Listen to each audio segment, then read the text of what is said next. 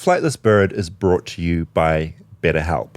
Now, I think often in life you can get caught focusing on problems instead of solutions. I totally agree. I think we ruminate on the issue and it kind of takes over and you spiral out instead of focusing on like, what can I do about it? Yeah, and it can be tough to train your brain to stay in problem-solving mode when you're faced with a massive challenge in your life. But when you learn how to find your own solutions, it's a really good feeling. We talk about it ad nauseum. We are both in therapy. Mm-hmm. We love it. I have a couple friends who just started. They already, within like 2 sessions, I feel that they're lighter. Yeah, and there's that initial dump you do in your first session where you just kind of like put everything on the table. And from there, it's a matter of figuring that stuff out. Fortunately, with BetterHelp, it's a very easy start. You can get matched with a therapist in 48 hours. It's affordable, which is so nice. Yeah, and I do really like the idea that you can just zoom in with someone. Going into a waiting room can be a burden of time. To be able to just dial in and do it online is fantastic. So when you want to be a better problem solver, therapy can get you there. Visit betterhelp.com/bird today and get 10% off your first month. That's BetterHelp,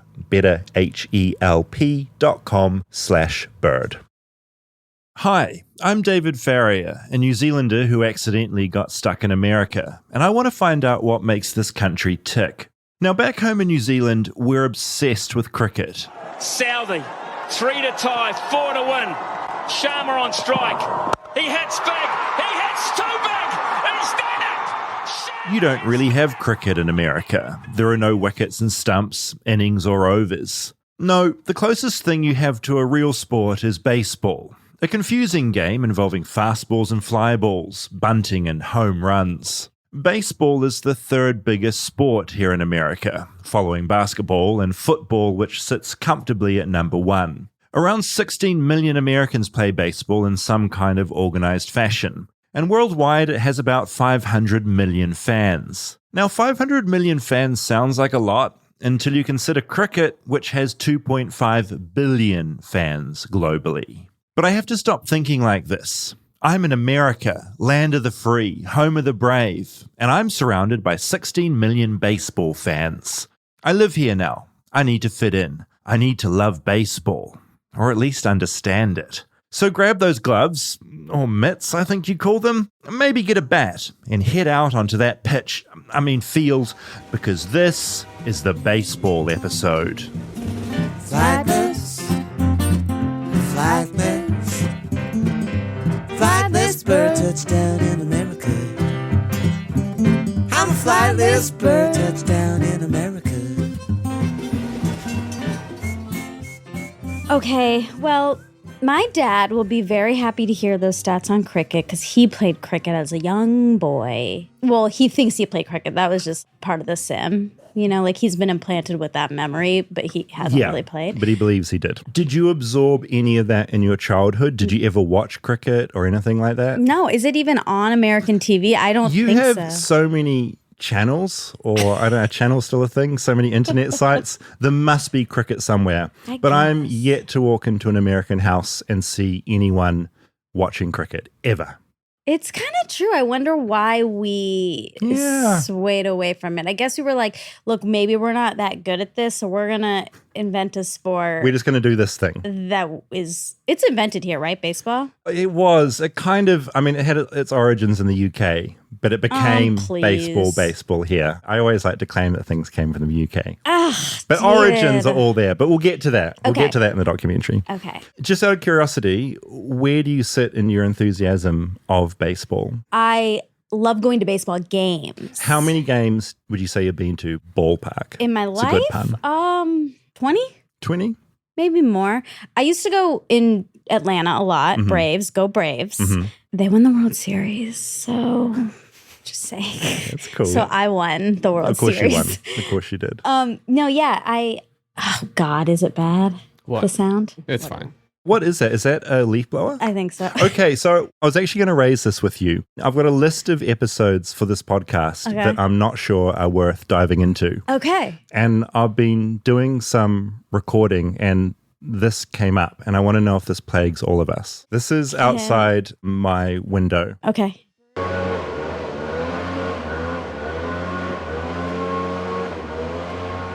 A It just goes on and on and on and on.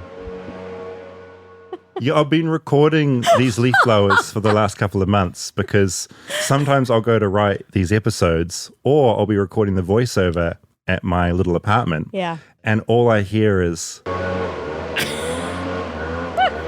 that. And so what I'm thinking, like, could be an episode, I think, because I feel like it's not all across America, but definitely LA and New York have a problem with leaf blowers. Well, okay, no, I think all of them. By the way, why don't they have leaf blowers in New Zealand? Don't you guys have leaves? You probably have more leaves than us. You know what leaves are meant to do? They're meant to fall to the ground. Sometimes wind comes along and blows them away, and they decompose. For some reason, in America, you see a leaf and you have this obsession with blowing it somewhere else. A lot of the time, I've been watching these leaf blowers, and sometimes they're not even putting them into a bin or anything. They just blow them somewhere else and walk away. It's so people don't slip and fall and get sued. People are slipping on leaves. We have so many trees. No one in New Zealand has ever slipped on a leaf. They slip on banana peels. Oh my God, cartoon characters you are. You're slipping on leaves. That's even worse. Okay. I actually then, you've raised enough questions that this would be a good episode. Okay, great. So leaf blowers is going to be one. Okay, just quickly, because these are things I haven't settled on. Paper towels. In New Zealand, we'll generally use a bit of cloth to maybe wipe something down. Here, it's endless rolls of paper towels. That's just our obsession with convenience. That will include paper plates, which is another topic I've got. You love eating off paper plates. I do love it. It's so easy. Eat on it's bad, though. It's really bad. Okay, electric kettles. You hate electric kettles here. Every house I'm in, I'm turning on a flame. I'm boiling it like I'm an old druid in some sort of medieval times or Lord of the Rings. I'm so glad you brought this up because I tend to overspend, but I refuse. And I drink tea every morning. You refuse to get an electric kettle? Yes. Okay, just quickly, and this is a baseball episode, but why? Do you know the hours of your life you're wasting for this thing to boil? Because it's like, it's doing the same thing. Like, I can't muster up the $80 for the kettle. I'm buying you a kettle. I'm buying you a nice kettle. The temperature's important, though. Like, certain teas should be brewed at certain temperatures. That's because, Rob, you're a tea connoisseur. I can't get into that. I drink a nice English breakfast. Is it part of the ritual of doing it, or is it purely... It is part of the ritual, but also, I mean, I will be honest, when I put the water on, I have this cute little enamel pot. Well, because I did have a little teapot, but it burnt up. Okay. So I have a enamel pot. When I'm waiting for it to get hot, I am annoyed. Okay, well, electric kettle will solve all that. In about 20 seconds, that water is boiling. I just can't do it. They have nice looking ones now. I like know. The fellow ones. I'm going to sort you out. I was staying with a friend when I first got here, and I bought an electric kettle. When I left, they threw it in the bin. They hated it. They hated it. Okay, shower curtains. Americans are obsessed with shower curtains. Any hotel I've stayed in or a house, the house I'm in at the moment, the shower curtain is there. It's always getting stuck to me. Oh my God, Awful. David, what are you talking about? Why do you not have shower doors? Oh, a lot of, you're so bougie. A lot of like fancy places have shower doors. But if you can't afford... Okay, I'm showing my privilege. So all I'm saying is in New Zealand, where I come from, I would argue, and I may still be showing my privilege for sure, but I definitely think most homes, whether they're a mansion or whether they're like a dingy flat, tend to have a door. On every single bathroom, though. I've never encountered a shower curtain in New Zealand. What? I came to America. They're getting stuck to me. They're getting moldy. Okay. I don't know what's going on. That's because you got to replace them. Those are liners. In a hotel, I'm like, how many bodies have been stuck on this thing? Oh my God. I don't love it in a hotel. But yeah, you got to replace the liner and also like let it dry out. And why is it getting stuck to you? I have a squeegee in my shower. I'm obsessed with cleanliness. So I squeegee down the walls of the shower and I squeegee down the shower curtain because this cannot gather moisture. Okay. I have a shower curtain that I love I love it. It's never getting stuck to me. But I would say, Rob, in your primary bath, do you have a shower curtain or a door? We have a curtain. Yeah. Americans love the curtain. I think it's because you love the pretty patterns you put on them. Oh, I mean, I do love the pretty pattern on mine. Shout out Nikki Kehoe if you want a good shower curtain. But it's not that. It's a cost thing. Okay, I really am And showing it's- my... If you want a bath, that can then be a shower. You can't put a door on a bath Exactly. like I that. have an issue when I'm surrounded by a shower curtain and I can't see who's coming. Like in Psycho, there's a reason she gets murdered because she's got a Don't shower curtain. say that to me. If I have a clear door, I can see who's approaching. And then what are I you can gonna get do? ready. I What are you can get ready gonna to do? fight. So But- shower curtain's going to be an episode. Energy drinks, any service station I walk into. So That's like, a great one. Okay, energy drinks, great. Bang. What's the other one? There's some big ones. And there's no paid parental leave in America. I'm curious about that. And I Okay. still need to sort out an episode I think about specifically about medical insurance because I still don't understand it. Whenever I try and go to a doctor, because I've got the type of insurance that you can't pick where you go. PPO, I yep. can never go, so I end up going to Hollywood urgent care because it's $100 and they just see you straight away. Wait, didn't we do an episode Yeah, on we did healthcare. healthcare? Yeah, but I want to delve more into the actual Oh, the insurance the details. insurance because it's so confusing. Yeah, I'm starting to panic because now at month 8 and I haven't worked in SAG yet this year, so there's a good You need to chance. sort that out. I know I'm gonna have to get a different insurance. I got a weird rash on my lower leg on the weekend, and I was like, "What is this?" Wait, it just popped up. Did you I'm not shave? going to show you. Did you shave? Not shaving. No, that's the thing. It just appeared. Monkeypox? That's what I thought. So I'm like, I have to look at this. So instantly went onto my little insurance thing. I pay about $400 a month for this thing. Couldn't find any GP on a Saturday that would see me under that insurance care. So off to Hollywood urgent care, which is Yeah. where I went when I had strep throat. Right. So I went back there. They're like, I'm back. And it's always surrounded by like all David. sorts of people in there. So I went in. The woman came in like a full big mask and rubber gloves because Okay. she was worried about the pox. Right. And she looked a bit worried. Another doctor came in and looked in full gear. 10-minute consultation. It's not monkeypox. Oh my It's fine. What is it? They looked at it. They did all the things. They're like, it's no eczema. It's not syphilis. I was like, oh, that's great.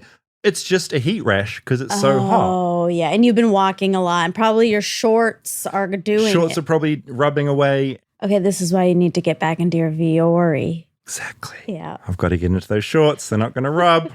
All right. Okay, back to baseball, but that was a really fun detour. Onto baseball. So I went with Rob on this little boys trip to San Francisco to see a game. It was the Chicago White Sox versus the San Francisco Giants. Oh, this is exciting because Rob had somebody to root for. Oh, Rob was so excited. And anyway, sort of before the game started, I sort of wandered around the arena and talked to people about what they were doing there and how I could survive. And this is what people had to say. It's a stadium. What did I say? Arena. Oh, it's Oh, a shit. I didn't stadium. even catch that. Oh, I love that. This is great. It's going to be through this whole episode. Is baseball the best American sport, would you say? That's opinion based. I like baseball. I've been born and raised. I love baseball. This is a beautiful stadium. I love the atmosphere and I love to be here. I love baseball, but my nieces and nephews, they hate baseball. It's too long. It's too long is what it is. Yeah, the main thing is there's no clock compared, let's say, like basketball or football. I would say it's my favorite, probably because it's my wife's favorite too. So we get to go to do it together. We've probably been at least 15 games just this year. Any advice for first game? Like, what should I eat? What should I drink? Well, you talking to the big guy right here, so let me tell you about food. My favorite is the San Francisco cheesesteak sandwich, A+. It will put a smile on your face when you see it. It'll put a smile on your face when you complete it. You sort of appear to be selling autographed balls and bats here. Yeah, so basically just set up and sell autographed memorabilia, which is really cool. Is it kind of like a bidding system? Do I come in here and like put down a bid? We have an auction till the end of the 4th, and after the end of the 4th, we have a storefront after that. And we just sell everything on the table, basically. What's like the highest an autograph has gone for in your experience? I've sold, so that jersey back there, it's a Shohei Ohtani signed jersey. We sell that for $2,100. Yeah, and we sell it all the time too, which is pretty crazy. Like I just sold a glove that was $1,300. Any advice for enjoying my first baseball game? I hear they're quite long games. Have garlic fries. Do you agree on the garlic fries, sir? And beer. So what have you got in there? We would call in New Zealand we'd call this a chili bin, but I think you call it a coolie here. Got a bobblehead. We have a fruit bowl. 2 deli-style sandwiches. Got This is- a small glove with 2 oranges in it, just in case there's a home run coming my way and need to catch it. This is really lush what you've got in here. It is very nice. You're going to have a great time. It'll fly by. Don't worry. A beer and a hot dog, you'll be all good. And the nuts. Get the candy nuts. Those are the best. My takeaway was that eating is just as important as the game. It is. It's kind of like ding, ding, ding, the Super Bowl. Same thing. Like food is as important. It's so funny to me because sport in my mind is equated with health and well-being. You're out there running, you love sport, but the other side of sport is you're just sitting and eating and drinking and like celebrating that side of things. And I'm not judging that. They're just very different worlds. It's like there's fit people on the field and then everyone watching. Baseball is a little more.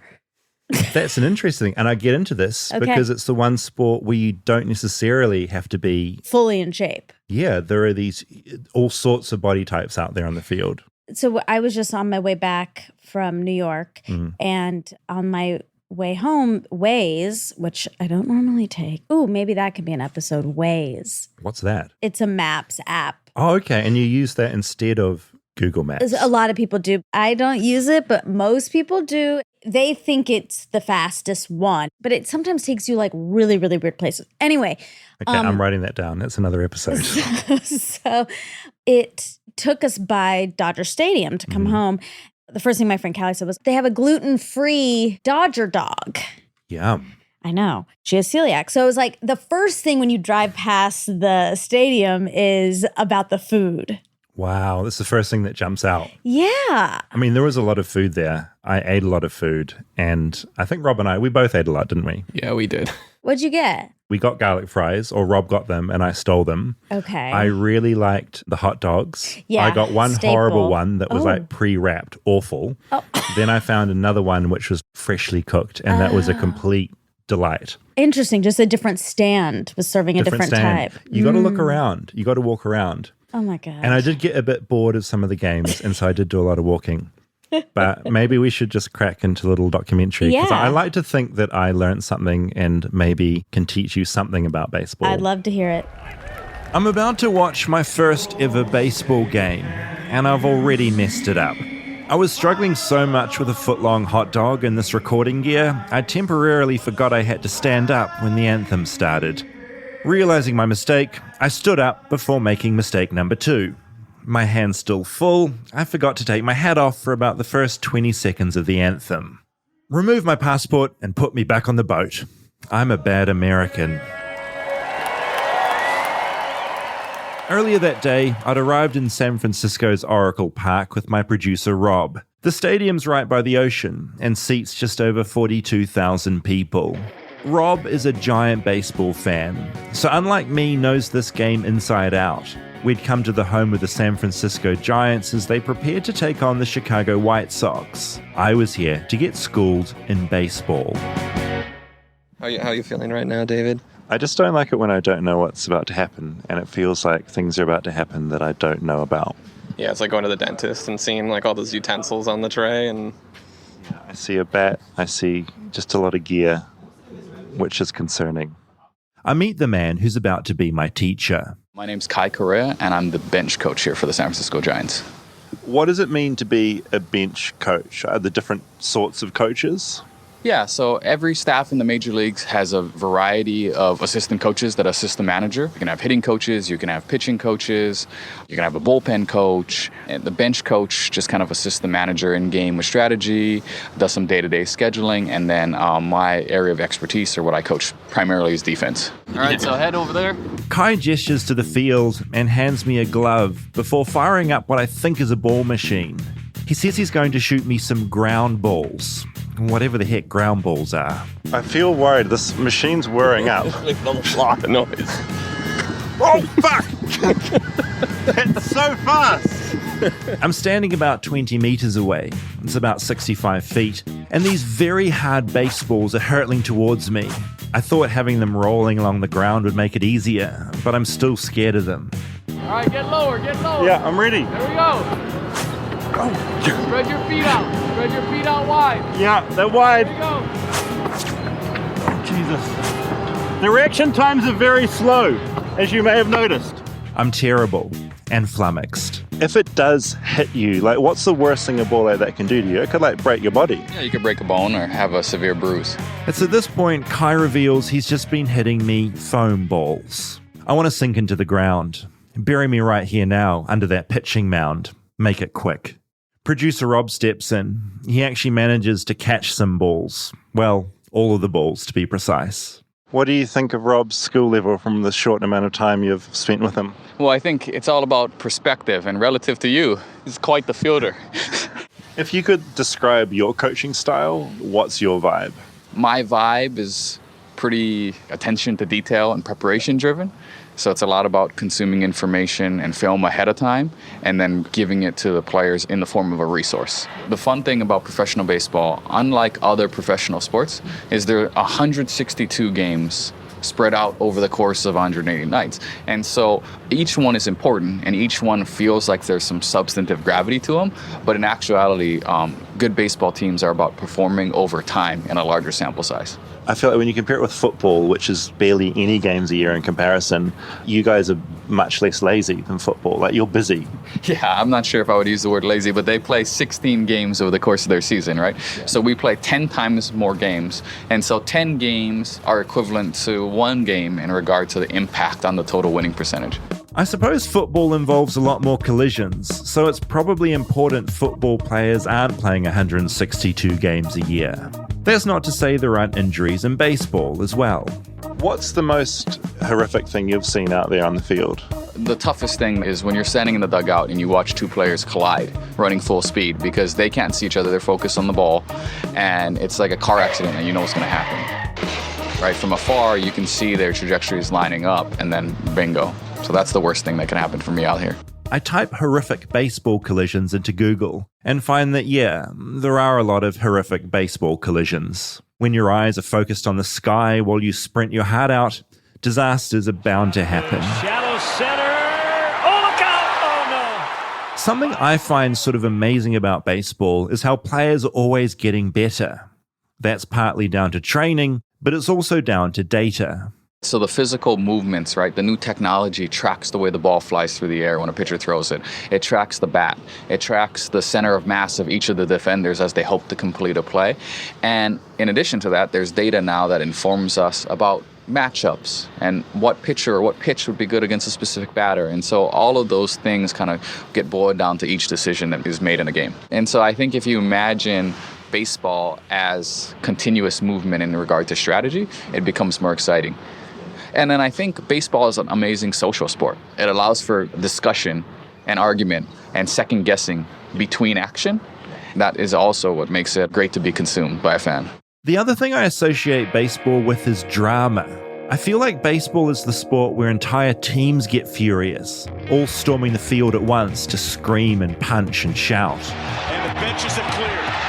I've seen videos of coaches yelling at each other on the field, so close it's like they're about to kiss. And we have chaos. Because you have the element of martial arts. One man versus another, a man with a stick versus a man with a ball, right? The collision, the head-to-head, the crescendo of the music and the crowd, the time in between.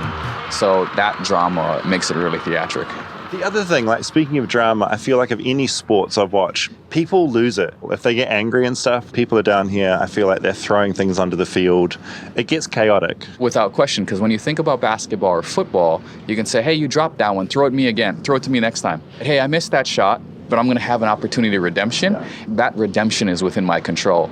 A mistake in baseball, a bad call, a missed catch, a strikeout, a poor pitch, doesn't automatically have immediate redemption, right? You might wait for the ball to come to you again. You have to wait 8 batters for your spot to come. So the gravity of each of those moments seems so much more severe because you can't guarantee you're going to have an opportunity to redeem yourself. Before Kai leaves me to coach some actual baseball players who'll play tonight, he makes me stand with a bat while he pitches to me. I'm not wearing any protective gear, so he pitches the ball, kindly, a few meters to my right. It's still terrifying. I truly hate it. What's the fastest someone would, I was about to say bowl, but what's the fastest someone would pitch? Well, we've got a guy on our team named Camilo Doval, our closer, and he's throwing the ball as high as 103 miles per hour. So I was probably throwing it to you right there, 75 miles per hour. So you're talking about 28 miles per hour harder than that. So over 25% harder than I just threw it to you. I guess in cricket, bowling speeds are sort of similar to baseball speeds. A cricket ball can get up to 100 miles per hour easily enough. And I suppose that makes sense when you remember cricket and baseball all kind of came from the same place. all modern bat and ball games evolving out of early folk games in the UK. As the games developed, cricket ended up being a much longer game than baseball. Cricket games can range from 6 hours to multiple days.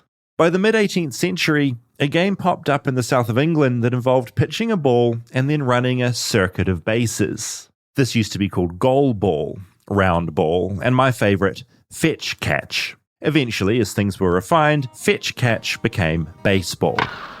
But yeah, cricket came first, the word first appearing in the year 1550.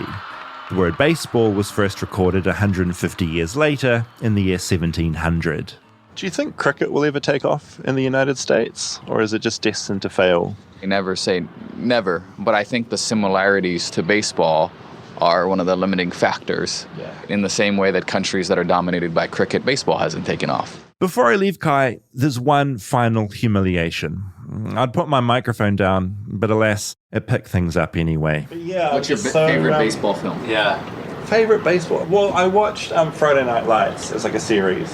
But that's football. Oh, that's football. Yeah. Oh, yeah, fuck. Ugh. You fetch the coffin. I'll start digging. David! Yeah. That's so embarrassing. I was really embarrassed. They knew that I didn't know a lot, obviously, and I'd already embarrassed myself with no skill.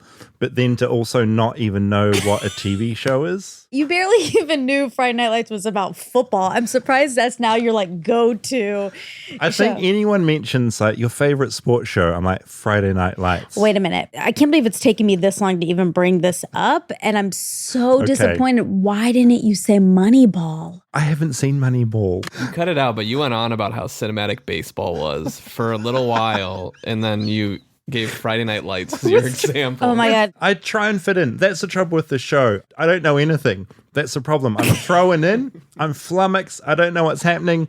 I'm trying to redeem myself in a small way. Okay, do yourself a huge favor and watch Moneyball. Okay. It has Brad Pitt, Chris Pratt.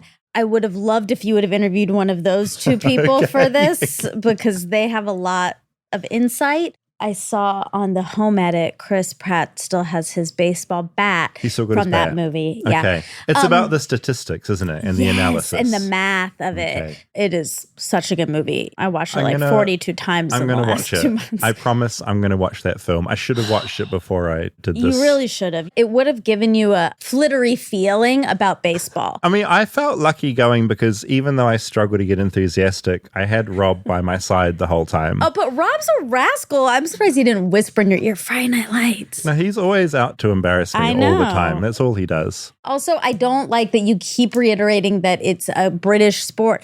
It's not. The only sport that's British is Quidditch. Look, all I'm going to say is the first sport where they sort of start running around bases was in the UK. Whatever. And it was called fetch catch, which I wish they had kept. Also, I sang the national anthem at a Braves game 3 times with my chorus. On the field? Yeah. Wow. Can you just talk me through that experience? Were you nervous? How was it looking out and seeing all those people? It was incredible. I mean, I was with my whole middle school Which is great. So you can sort of hide in the group a little bit. I lip synced a lot in that chorus because I would get embarrassed and scared. I was an alto, which is the deepest sound. Right. And that is embarrassing for a little girl. Oh, you're meant to be angelic, high pitches and stuff. No, you would have owned it. You would have been great. Well, I didn't. I just mouthed it. Anyway, it was really exciting. I remember on our way there, I did it 6th grade, 7th grade, and 8th grade. We were running late. And I was screaming at my dad. I was just screaming faster. We're going to be late. I'm going to miss it. Yeah, oh my God, I was so panicked. But I made it, and it was a really exciting thing. It felt special. It felt like I was really American, you know? Because the whole stadium's silent, just listening, aren't they? And then that huge eruption of clapping at the end. Yeah. Wow. Cracker That's Jack. so cool. Stay tuned for more Flightless Bird. We'll be right back after a word from our sponsors. Flightless Bird is brought to you by Helix Sleep, who actually saved me when I got marooned here in America because they sent me a mattress. It turned up in the post. I unfurled it, and I've been sleeping on it and sleeping well ever since. And I've got a bad back, so that says a lot. That's awesome. I mean, we spend so much time sleeping. It's annoying how much time we spend sleeping because I just want to be out there living. But you got to sleep to live, and you might as well make the sleep good. Exactly. Helix Sleep has a quiz that takes just 2 minutes to complete and matches your body type and sleep preferences to the perfect mattress for you. Everyone's unique, and Helix knows that. So they've got several different mattress models to choose from: soft, medium, and firm. Mattresses that are great for cooling you down if you sleep hot, which is me. And mattresses great for spinal alignment, this is also me, to prevent morning aches and pains. People live with bad beds for so long when they could just easily fix it, and that's what Helix can do. When you took the quiz, did you get a soft, medium, or firm mattress? Oh, I went firm. It's got to be firm, but it's still comfortable. That's the amazing thing about it. So yeah, awesome. If you're looking for a mattress, take that quiz, order the mattress you're matched to, and it will come right to your door, shipped for free. So easy. You don't need to go to a mattress store again. Helix is offering up to $200 off all mattress orders and 2 free pillows for our listeners at helixsleep.com/bird.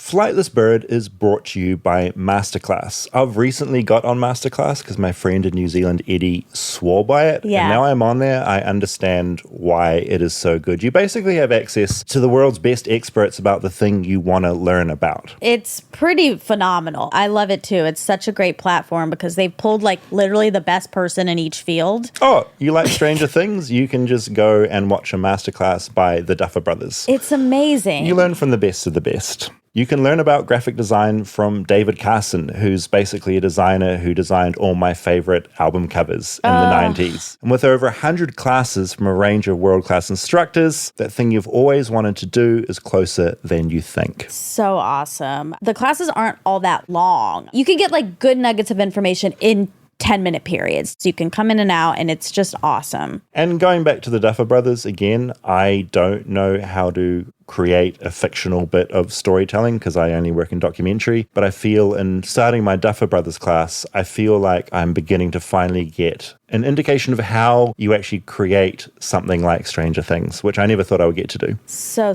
cool. I highly recommend you check it out. Get unlimited access to every masterclass. And as a Flightless Bird listener, you get 15% off an annual membership. Go to masterclass.com/bird. That's masterclass.com/bird for 15% off Masterclass.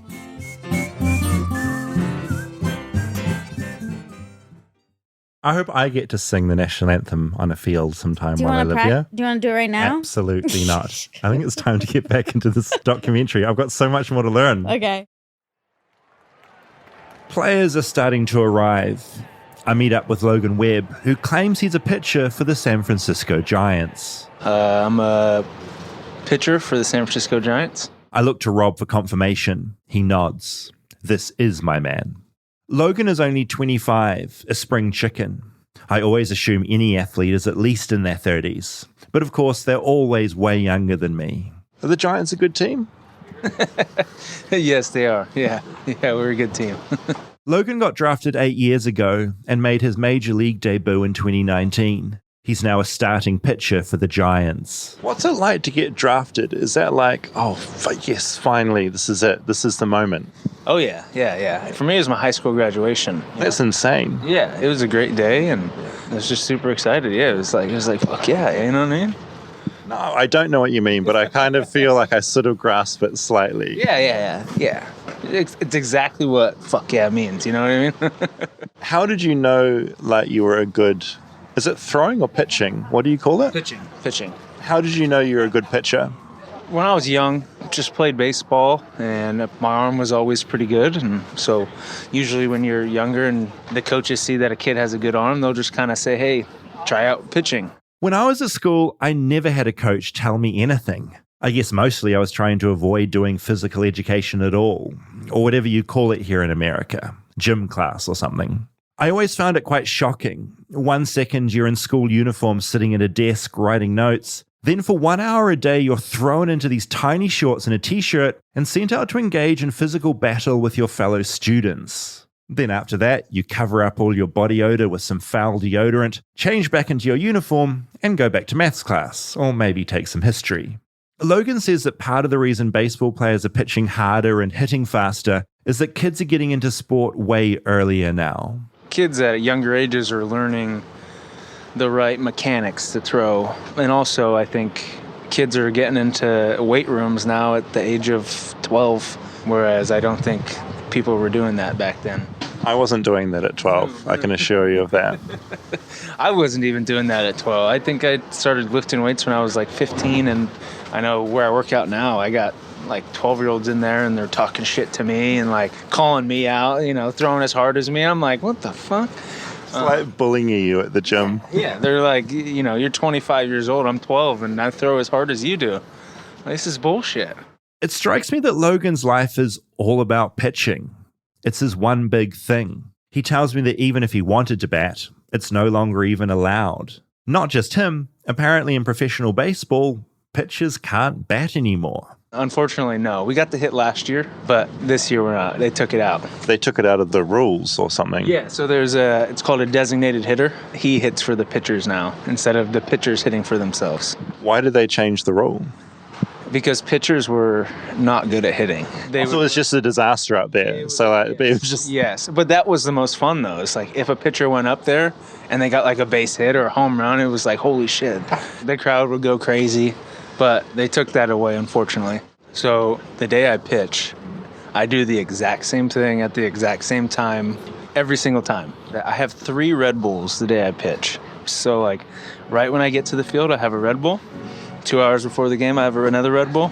And an hour before the game, I have another Red Bull. That's got a lot of caffeine in the body. Yeah, it's terrible for me, but it makes me feel better. What else are you doing? So my warm-ups, I do the exact same thing in the exact same order. I have to put my right shoe on first before I have my left shoe. It's really stupid, honestly, but... I'm not OCD, but I have certain OCD tendencies. I totally get the idea of like doing things in a certain way. It's all psychological for your own brain. Yeah, and it's only one day a week that I do it. It's the day I pitch. Every other day, I'm total slob. Looking at him, he's not a total slob. He seems pretty fit. But I get to thinking about other players I've seen, and I realize baseball is a sport where you can sort of be any shape and size. It doesn't really seem to matter. You could be any size, and you could be a great baseball player. You could be 5'6", you could be 6'10", you could be 300 pounds, you could be 150 pounds. I don't know if you caught that just then. It was a very loud, angry swear word drifting in from the fields where some White Sox players have been warming up. I've heard about this guy. What's his name? Liam Hendriks. Actually, he's from Australia, and he cusses a lot. We like to swear in New Zealand and Australia. There's a lot of C words. Which is a word you can't use here in America like you do back home. That's why I wasn't saying it. So a quick deviation here. I've discovered that in America there aren't many words more offensive than the C word. See, it's beeped. Point proven. This is a confusing transition to make because back in New Zealand and next door in Australia, where Liam Hendriks is from, it's a lot less offensive. I mean, sure, it can be an insult. It all depends on the pronunciation. But to call someone a good is a term of endearment, an honor. That phrase just doesn't work the same here. Okay, back to the interview. The screams on the field are too distracting. I say a big thanks to Logan and follow the screaming. The screams have actually now stopped by the time I get there, but I find Liam Hendriks leaning on a fence next to the field. Weirdly, the man who was screaming fuck and earlier seems very, very calm. You seem very relaxed and very chilled out. It's good to see. Yeah, I mean, there's no point in stressing about it. You can't change anything. You're not going to be able to change a damn thing if you're stressed. So you may as well just hang out and do what you can. As a New Zealander, I don't think I've ever said this before, but hearing this Australian accent while in America is like finding a beautiful watering hole in the middle of a desert. It's wonderful. It's music to my ears, chapstick to my dry lips, a cold beer after a hard day. Do you have any motions you go through before a game? Rage, generally. I mean, if anyone has seen me pitch, I just scream a lot. The best thing, when I was sitting over here doing an interview before, it was so wonderful to hear the C word just rolling across. Yeah, I can whip that out because it's not normal. It's the worst word you can say in America, but as you know, it's also like one of the terms of wonderful endearment. It's the term, it all ends up as the pronunciation of the T. Soft T, good. Hard T, bad. That's how. Anyone who's Australian or New Zealand or British or anything like that will understand that one. Liam retreats off the field and into the bowels of the stadium. Me and Rob follow him. I think this is genuinely the first time I've really enjoyed talking to a sports player before. I feel like you are kind of an outsider in this deeply American sport. Yeah, it's a different vibe. I got into this pretty much the same way that most kids from where we come from get into it, and cricket's too long. T-ball on Saturdays was 30 minutes and cricket was about 6 hours, so that was not the reason, because I keep getting yelled at by my mum for saying that reason. But no, we followed a friend group into T-ball and we kind of just stuck with it. I mean, at the end of the day, I still bring my own little vibe to it, my own little, not necessarily agenda per se, but just my different way of thinking than your gen pop. And this really holds true, especially when it comes to pro sports players. He says what's on his mind. Flicking through his Instagram, I see a t-shirt he's in that says Stars and Stripes and reproductive rights. And when Liam signed up to a 3-year deal with the White Sox just last year for $54 million, he insisted that the White Sox had a pride night. He wouldn't sign it until he made sure they were gay-friendly. He's not gay himself. He just wants things to even out a little bit more in society. So I remember as a kid, it was always never quite a positive. I don't understand how everything has to be, oh, well, that's not normal. Well, who's to say what normal is? Why don't we just change that tone and it makes it a hell of a lot easier? I have always wanted to make sure that I was never that guy. I was never that guy that was like, oh, no, I'm going to put you down because you're different or anything like that. Don't get me wrong, I've never been perfect, but in saying that, I've always wanted to make sure that everyone is included in things. It's inclusive, it's a lifestyle that we make sure everything is taken care of. And I think, especially in baseball, there's been other sports players have come out, and no one in baseball. And baseball is I don't mean this any way negatively, but it is a very white Christian sport. And a lot of people are moving towards that different way of viewing it, where it's not condemned and all this sort of stuff. But I wanted someone to put a face to it, because at the end of the day, people click on the face and then they read the story. And I'm not the only one. It's encouraging to see a mainstream sports star, one who's really good at what they do, actively speaking out about this stuff. There's nothing to be gained for him, but he seems to be breaking some of the old rules. Baseball was always known as a very stoic game. You give the same cliched answers, you give the same drab responses to things. And then it coincided with me starting to play better, that I got a bit of a voice. Liam says he started to really play better just a few years before that big deal with the White Sox, thanks to a dramatic attitude shift. Out with an injury, sidelined with not much to do, he basically learned to relax. Why don't you just sit back and not let everything come to you, but you set no expectations. So when there's no expectations, you can't get annoyed when something that you're expecting doesn't happen. So if you go out there with no expectations, everything you get is a blessing. It keeps you hungry, it keeps you driven, it keeps you moving forward. And that's one thing that has been fantastic. Also moving to the bullpen, because I have what they call, I don't have a dugout personality. What is a dugout personality? Well, in the dugout, it's all the hitters. Hitting is a game of failure. So the best hitters in the league are getting on base maybe 3 to 4 out of 10 times. So that means 6 times they're mad as hell. So me, I'm in the bullpen. I joke around at all times. So they have to put me 450 feet away to make sure I don't disturb the guys who are grumpy for getting out. How have you found your attitude fits in with Americans? Because I feel like you do stand out, and I feel like some Americans would look at you and not quite know how to take you, especially when you're just kind of entered this sphere. Yeah, but that's the best reaction ever, isn't it? I thank Liam for his time and head up into the main stadium. In time, it fills with tens of thousands of fans. We're in San Francisco, so it's mostly Giants fans. But me and Rob go off and sit with a bunch of White Sox fans. Rob's from Chicago, so it makes sense. For me, I guess I've just been won over by the Australian. I look at the group in front of us. They're kitted out in all the gear. They've got branded blankets and jumpers and hats, and Maria is clutching a giant box of garlic fries. And what do you think about the seats we've got right now? Oh, they're the best. You got a nice view. I brought my husband, my daughter, my granddaughter, and my grandson. So, yes. Yes, indeed. I don't have a husband or a daughter, a granddaughter or a grandson, but I look next to me and I have Rob. And around us, we have 32,000 baseball fans. And it feels pretty good.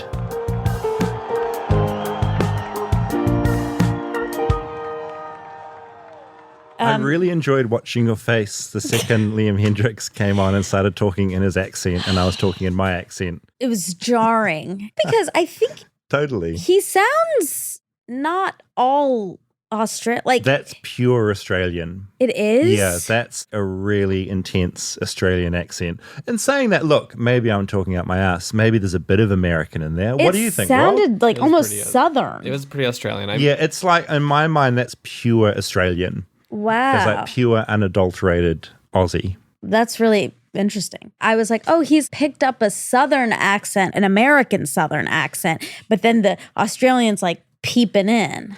Yeah, it's just like in America, different parts of Australia have more intense Australian accents than others, and he was just so on. Well, I really I liked loved him. Yeah. You were tickled by him, I could tell. I was really starstruck. Rob was teasing me because I got quite starstruck, but he was so kind to me. He'd do things to make me feel at home. Like he got a baseball out and was like, can you sign this for me?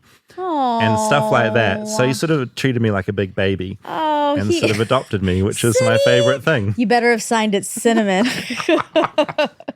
He was lovely. I love all the social awareness. He speaks out on any kind of political issue that comes up, just gives his 2 cents. And I feel like so often in sport, press conferences are so boring because, and they are in New Zealand as well, players are just like, oh, we did the best we could on the day and whatever. Whereas he's actually talking about stuff that he's passionate about that isn't sport. Yeah. It's funny because when you first hear him and he's screaming the C word, I was not expecting him to then just be really kind and care about the world. And I've gotten into huge fights about the C word as well because, and I know it's a deeply problematic word, especially when it's being said by a guy. That's a whole other topic. But just honestly, hearing it yelled, from my personal perspective, it was just so funny because it was just so over the top, so unexpected. Yeah. Even New Zealand, that would be unexpected even at that volume. Sure. In America, while I was interviewing this this Giants player, I was like, what is happening? Yes, that's another entire topic, I suppose. Okay, I'll write that down. Yeah, but we'll do another episode of that. I actually do kind of want you to do an episode because I want to know where the negative element came from. Yeah, absolutely. And it's so interesting with any swear word, but also who's using it, why they're using it, who they're using it to. I mean, all obviously, comes into it. with the N word, we do know why it's problematic. We know. Absolutely. Yeah, but how does that become sexualized and in a certain way and negative as opposed to positive? Right. Or something. It's interesting. I do want to do another episode. This reminds me about ratings over here. Because I went to see Showgirls on the weekend on a big screen, the very controversial film. The director that made RoboCop and Starship Troopers made it.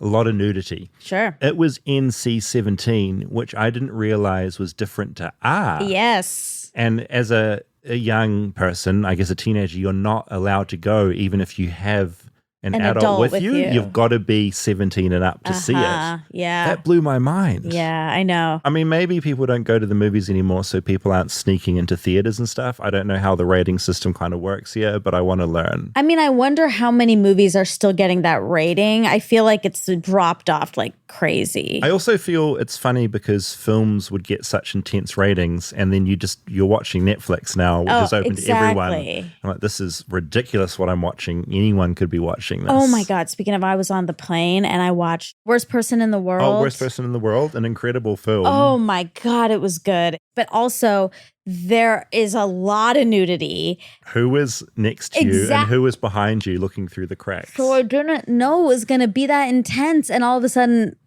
I mean, full nudity. Also, there's one point where she takes her tampon out. And I was like, oh my God. The people next to me are going to judge. For years, because living in New Zealand, whenever I went anywhere, it would usually be on a plane because we're a tiny little island. For years, I was always worried about the people to my left and right. And then I realized, oh my goodness, it's even worse, the crack behind the seat, because that's who's got direct vision of your screen. That's the ones I should have been worrying about. True. Could have been a baby. Could have been a baby. Could have been. Oh, how many babies have I scarred? I have a few things we must address. Okay, please. How many times do I have to tell you?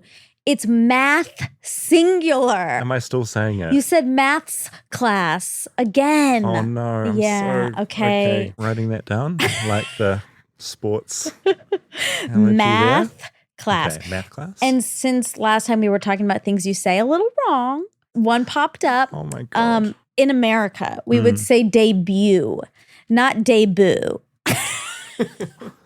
I heard that too.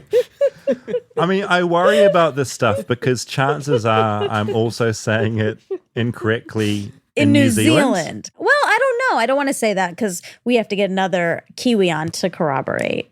I'm going to say, just so it's less embarrassing, that it's just an American problem that I have. I'm going to go with that. Debut and singular math. Okay, I'm noting this down. It is the worst thing when you discover you've been saying a word wrong. I had a friend that always said vinyl as vinyl. And they only found out about that like very late in life. And they were probably mad at their friends for not correcting them. So I thank you. Yep, that's where I'm getting on at. This platform where other people can. We all have holes in our knowledge, and it's all good we're learning together, isn't it? All right. Well, this was really fun. I loved hearing you try to play baseball. That was my favorite part. Yeah, it was scary. There's one other trivia I wanted to throw in, and the hat I'm wearing today. I've actually had this already, and it got so worn out, I just bought a new one. Okay. This is a baseball team. Is called it have a the cat on it? Kansas Cats. So I've got some facts to read out about them. Oh. They were called the Kansas City Cats. Okay. This company called Ebbetsfield reprints the hats and sells them for exorbitant fees, which I always spend money on them. But in 1914, two brothers named Ike and Mike. That's amazing. No, that's Ike a candy. and Mike Cats opened 2 drugstores in Kansas City. I've seen a photo of the pharmacy, and it had a giant cat head on the roof. This cat head logo. Did you feel like you were coming home? Did it feel visceral in your body? I was like, finally, I can get behind a sports team because they love cats. So anyway, this drugstore sponsored a baseball team. And so basically the team, this wasn't their logo. Well, it was their logo, but it was the logo of the pharmacy. Oh. A couple of other facts about this place. At the start of World War I, Cat's drugstores became famous because they're allowed to stay open until 6 p.m. despite wartime curfews. Okay. They absorbed the new 10% tax on cigarettes instead of passing it on to the customer. Very pro-smoking. Not so great, but a kind thing to do. Mm-hmm. They also sold more than just drugs. They had a grocery store inside, a soda fountain, a lunch counter, and they also sold live animals, including cats. Okay. This episode took a big turn. I don't know how all of a sudden we started talking about your favorite topic on earth, cats. Well, I just love that this is probably like the one baseball team. It no longer exists, but it's the one team whose logo I really, really, really love. It's a cute hat. It's a really good hat, right? Yeah, it looks good.